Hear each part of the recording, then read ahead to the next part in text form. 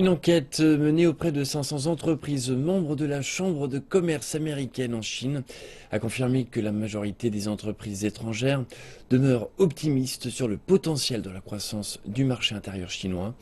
Cependant, les entreprises interrogées rappellent que certains défis restent encore à surmonter pour entreprendre des affaires en Chine. 2015 fut une année à haut risque en termes de croissance et de profit pour les entreprises américaines présentes en Chine. C'est ce que montrent les résultats de l'enquête menée conjointement par la Chambre de commerce américaine en Chine et Bain Company. L'enquête indique que lors d'une année 2015 particulièrement difficile, seulement 23% des entreprises américaines présentes en Chine ont déclaré une baisse de leurs revenus par rapport à leur exercice précédent.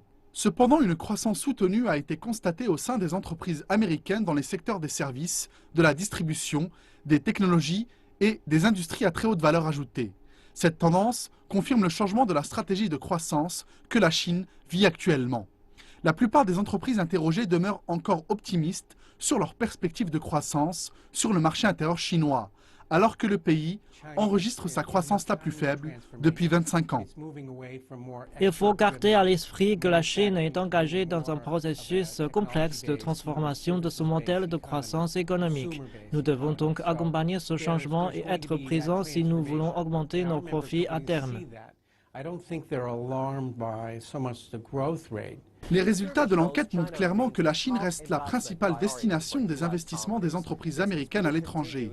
Ces dernières entendent continuer avec prudence leurs investissements calculés dans les secteurs de l'innovation et dans les nouveaux débouchés.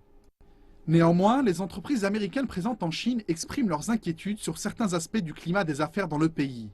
Elles espèrent également que leurs partenaires commerciaux locaux, mais aussi les autorités du gouvernement chinois, pourront mettre en œuvre une stratégie visant une croissance qualitative pour l'année 2016.